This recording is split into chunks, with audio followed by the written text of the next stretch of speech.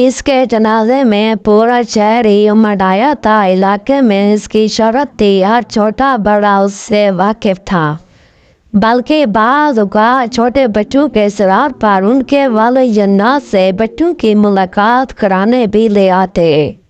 وہ بچوں ان کے والدین کی پانی سے تواضع کرتا ملاقات کرنے کے لیے آنے والوں کو ہی نہیں بلکہ ہر شناسا و ناشناسا کو بھی پانی پلایا کرتا تھا۔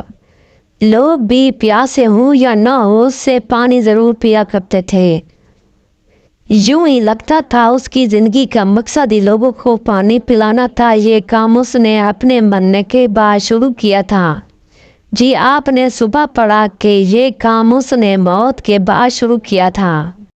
مرنے سے پہلے تو اس نے پانی کا گلاس تو بہت بڑا ہوتا ہے، پانی کا قطرہ تھا کسی کو پینے کے لیے نہیں دیا تھا۔ اس کو اس بات کا احساس بھی مرنے کے بعد ہوا تھا۔ یہ حقیقت بھی مرنے کے بعد فرشتوں نے اسے بتائی تھی کہ اس نے زندگی میں ایک بار کسی مہمان کو دودھ کا گلاس پلایا تھا، حالانکہ اسے یاد ہی نہیں تھا کہ اس نے کسی کو دودھ کا گلاس پلایا ہو۔ مگر جب فرشتوں نے اسے یاد کرایا تو اسے وہ اجنبی یاد آ گیا جو اس کے ڈنگروں والے باڑے کے پاس سے گزر رہا تھا اور بچھی ہوئی چارپائی اور حقہ دیکھ کر اس کے پاس بیٹھ گیا تھا۔ اس وقت وہ اپنی گائے کا دودھ دو رہا تھا۔ اس نے پتہ نہیں کیا سوچ کر اس پردیسی کو دودھ کا پیالہ پیش کیا۔ اجنبی سے حقہ سے منہ ہٹایا، دودھ کا پیالہ لیا اور ایک ہی سانس میں پی کر ہاتھوں سے مونچھوں پر لگے دودھ کو صاف کیا، پیالہ چارپائی پر رکھا اور چل دیا۔ اس کی زندگی بھی گجر خان کی ڈھوک حیات علی میں دوسرے لوگوں ہی کی طرح تھی۔ صبح اٹھتے ہی کھیتی باڑی میں مصروف ہو جاتا، اس کے بعد ڈنگروں کے پٹھوں کا انتظام کرتا اور شام کو دودھ دونے والے جانوروں کا دودھ دوتا۔ اس کی زندگی رواں دواں تھی، صحت بھی ٹھیک تھی، مگر اچانک فوت ہو گیا۔ گھر میں ماتم کہرام برپا کر دیتا ہے۔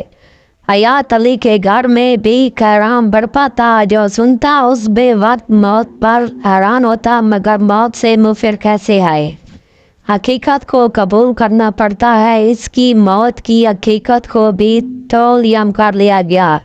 دور پار کے رشتہ داروں کو فوتگی کی اطلاع دے دی گئی، قبر تیار کر لی گئی۔ جب اس کا جنازہ اٹھایا گیا تو حیات علی اٹھ بیٹھا، عزاداروں نے چارپائی نیچے رکھ دی۔ حیات علی نے بتایا وہ واقعی مر گیا تھا اور فرشتے اس سے لے کر ایک لمبے ویران صحرا سے گزر کر ایک ایسے میدان میں لے کر گئے جہاں مرے ہوئے لوگوں کا راج تھا۔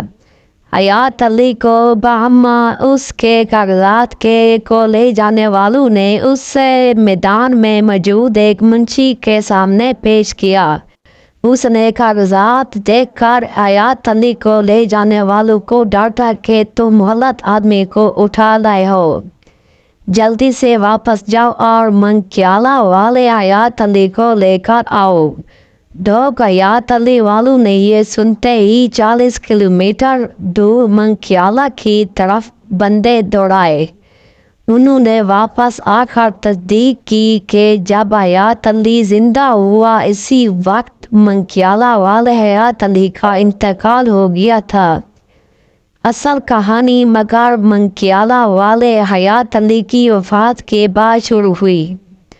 ہوا یہ کہ حیات علی کو جب مرنے کے بعد ایک بیابان صحرا سے گزارا جا رہا تھا تو اس سے پیاس کی شدت نے پانی مانگنے پر مجبور کر دیا، مگر اس کے دونوں نامنوع ساتھیوں میں سے ایک نے کہا تم نے تو پوری زندگی میں کسی کو پانی پلایا ہی نہیں، اسی لیے تمہیں پانی نہیں دیا جا سکتا۔ حیات علی کی آتش کی زیادتی پر دوسرے ساتھی نے کہیں جھانک کر دیکھا اور پہلے ساتھی کو بتایا کہ اس نے ایک راگیر کو دودھ کا گلاس پلایا تھا، لہذا اس سے دودھ کا ایک گلاس پیش کر دیا گیا۔ دوبارہ جی اٹھنے کے بعد حیات علی نے اپنی ڈھوک میں کنواں کھدوایا سارا دن اس کنویں کے منڈھیر پر بیٹھا رہتا اور ہر آنے جانے والے واقف و ناواقف کو پانی پلاتا۔ اسی عمل کے دوران اس کی موت آ گئی۔ علاقے بھر کے لوگ اس سے جانتے تھے، اکثر نے اس کے ہاتھ سے پانی پیا ہوا تھا۔ اس کی موت علاقے میں بڑی موت تھی، سارا علاقہ جنازہ پڑھنے امڑ آیا تھا۔ یہ کہانی ہمیں بیرون ملک مقیم ایک گجرخانی نے سنائی تھی۔ ہم نے گجرخان جا کر اس محلے میں لوگوں سے معلومات حاصل کی۔ کئی نوجوان اس کہانی سے نا آشنا تھے، اکثر بزرگوں نے، مگر اس کہانی کی تصدیق کی۔ ذاتی طور پر اس کہانی کی صحت پر یقین ہو جانے کے باوجود اس سے لکھنے پر دل میل نہ ہوا۔ پھر گجرخان کی معروف صوفی شخصیت جناب پروفیسر احمد رفیق اختر نے اس کی تصدیق کی تو ہم بھی اس کو ضبط تحریر میں لانے پر جرأت کر لی۔ اگر یہ سٹوری آپ کو اچھی لگی ہو تو میرے اس چینل کو سبسکرائب اور میری ویڈیو کو لائک کر دیجیے گا۔